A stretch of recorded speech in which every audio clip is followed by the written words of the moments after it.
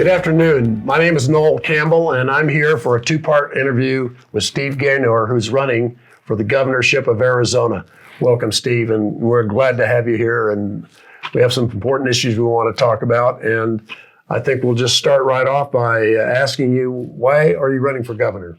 Well, Noel, thanks for having me here today. Really enjoy being with you and talking about the issues. What propelled me into politics was my life in business. I've lived in Arizona for 40 years. All that time I've done business in California as well. As Arizona has flourished, California has gotten deeper and deeper into socialism. It's become a miserable place. And the Democrats in California want to turn Arizona into California. That's what pushed me to run in 2018 for Secretary of State, because I could see what was happening, and I just didn't want that to happen to Arizona. Right. And as time has gone on, it's actually gotten worse. What we have today, what we're having in 2022, is a lot worse than it was in 2018. People are fleeing California, but that doesn't mean that they don't want to do that to Arizona. Right. I'm going to fight it. Steve, having run for office before as Secretary of State, what did you learn about that last election process that makes you capable and willing and eager to travel this whole state to run for this office? Yeah, it was a great experience. I learned a lot about my opponent, Katie Hobbs, and the people behind her. So prepared, forewarned is forearmed. I learned a lot. Just about how to run for office, what's important, the people around you, the team you have, and how to make an impact. So it was a great education, and I'm using everything I learned, believe me, in that race. I'm prepared for Katie Hobbs. Well, I, for one, know you're a serious candidate, and we're glad to have you up here in Arizona, rural Arizona. We have some questions that hot issues in this state, and we'd like to ask you questions about them and talk about them. Yeah. So let's start off with really one of the hot issues up here is immigration, or illegal immigration. Yeah. What are your thoughts about that and where we're going with this? We have a terrible problem in Arizona. Day one of Biden's administration, he rolled back President Trump's policies that were successful in stemming the tide at the border. When I visited Yuma, it wasn't for a photo op. I really wanted to understand what was going on, and it was worse than I thought. It was absolutely terrible. Hundreds of people coming across, and the Border Patrol has been turned into Uber. True. Yeah, the people there at the border wall are having a party, waiting for the Border Patrol to come pick them up and take them to the airport like they're on vacation. And I know that these people are not being vetted, because behind the wall, I found passports and government IDs strewn everywhere. Mm-hmm. And I'll tell you, some of these people are not friendly.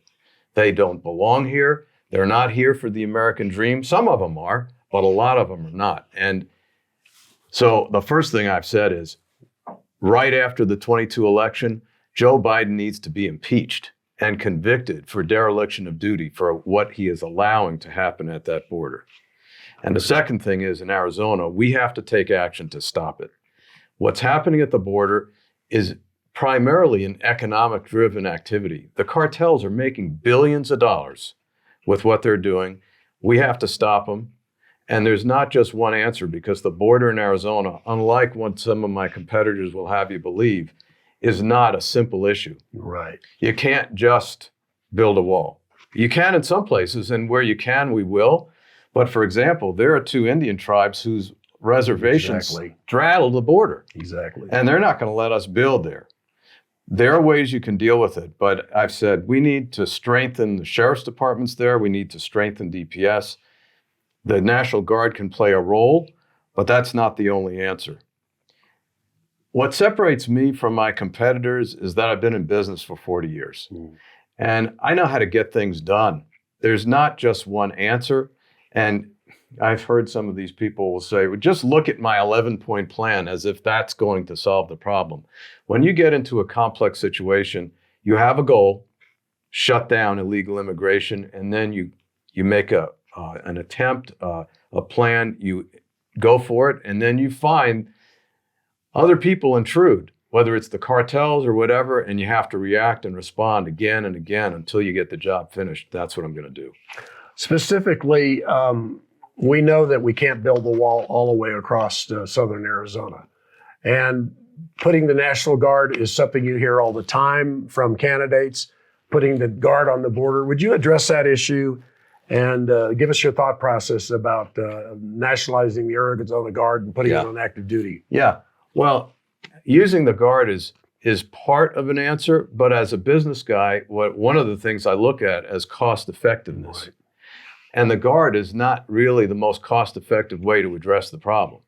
You have sheriff's departments like in Yuma that are very undermanned and would be a much more cost-effective answer. You have 94 people there to police 5,500 square miles. Right. Nowhere near enough. DPS needs to patrol the roads down there 24/7.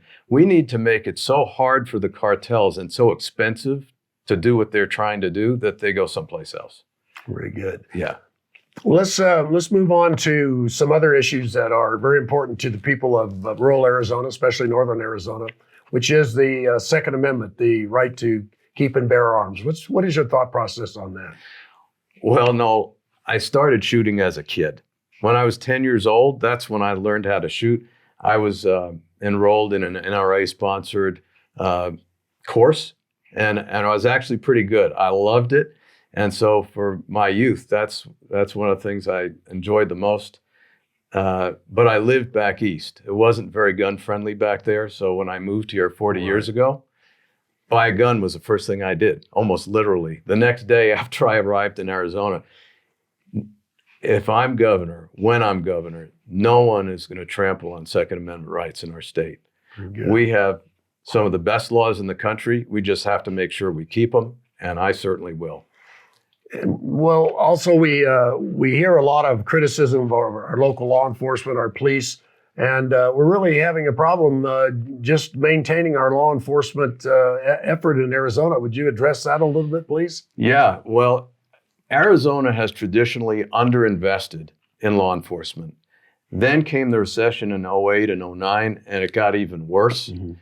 And then we have the left pushing against law enforcement, trying to stigmatize the police.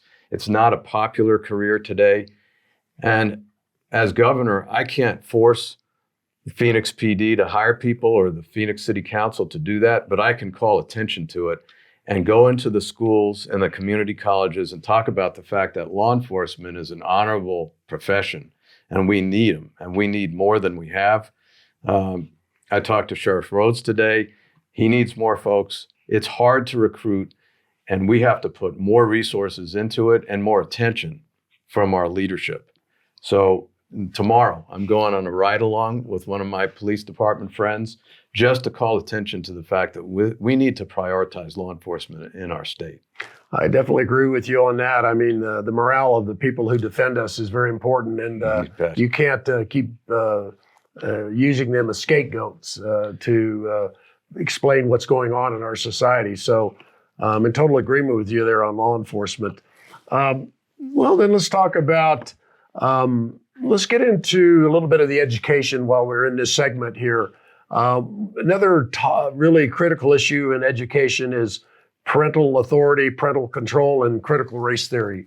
And private and public education and charter schools. Yeah. What is your general thought process on the rights of parents to educate their child and have a voice in their child's curriculum? It's not just a voice.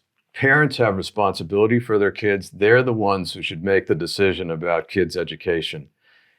We don't have great schools all over Arizona. Our K-12 education nationally is ranked pretty low. What I want to do is bring free market principles to K-12 education. Let the parents decide where the kids go to school and let the money follow the kids. That is the fastest way to get improvement in our education and give parents the responsibility that they already have, but the control they need to get their kids the education that they want. Right. That's the answer. And as far as CRT, as far as I'm concerned, it's a joke. The idea that we could solve racism by implementing a racist ideology is just ridiculous. It's just a ploy by the left to try to disrupt our society. It has no place anywhere in our state. And, we're not a racist country. We're certainly not a racist state. As far as I'm concerned, CRT has no place in our schools at all. One of the biggest changes in politics in the country, and especially in Arizona, is our Hispanic population, which is growing more and more conservative. And we would like to know that as governor, what's your thought process about reaching out to our Hispanic community to espouse conservative values that really dovetail with our Republican philosophy? Something I'm already doing, because I really believe that the Hispanic community is a conservative community. Right. Faith, family, freedom. Sanctity of life. Yes. Yes, absolutely. And so I've gotten very good response from the Hispanic community. When people talk about Maricopa County and how it's Democrat in certain areas, I don't accept the fact that the Hispanic community is going to stay voting Democrat the way it has in its history. And I think part of the reason is because Republicans haven't reached out and made Hispanics feel welcome in the party. That is something that I will do, and I am doing already. It's really important. That's a great point, because they're a fast-growing community in this state, and the dropout rate for Hispanic students is very high, and it's not because they can't make the grades. It is that they don't see the value of continuing on in high school. The young men like to get a job. We're talking mainly about young men and sophomores in high school. Yeah. And so there can be specific things done to reach out to this community. And I think that we as Republicans, we're lacking if we don't. We really do need to cultivate that. And I'm sure that you're going to try to do that if you're elected governor. President Trump has shown the way in that area, right? Sure. For a president to reach out to the Hispanic community, it was successful. We need to continue it. And I can tell you the Hispanic parents that I speak with are very concerned about their kids' education and welcome the outreach. So while we're still in this segment, I would like to pivot and maybe go to some transportation issues and possibly issues with Maricopa County, and we'll see how far we can get along with that discussion. Yeah. I know there has been a lot of discussion about breaking Maricopa County up into 4 different counties. And would you please explain why? Because we'd like to know what the value and what we would gain by doing that. Yeah. That was an idea that in part originated with me. Some people know about the fact that I've been involved in redistricting in the state. I formed Fair Maps Arizona. I didn't want to see happen in our state what happened in 2011. And I think our effort was really successful in making district maps and legislative maps that are good for our state.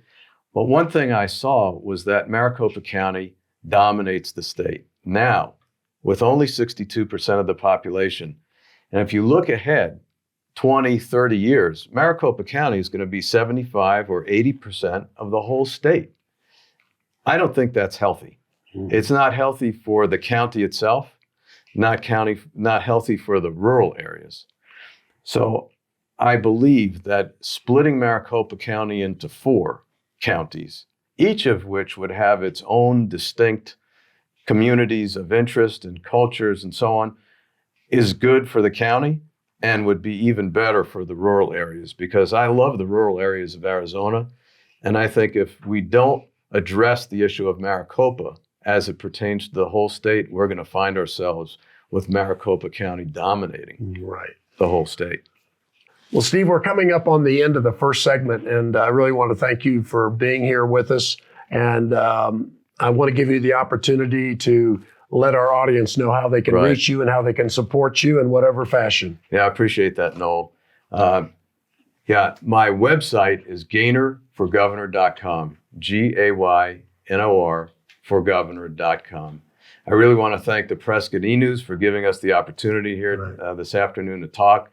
And, I welcome the support of the people in the Prescott area and Yavapai County, one of my favorite counties. When I ran for Secretary of State, I love Yavapai County, the highest Republican turnout of any county in Arizona.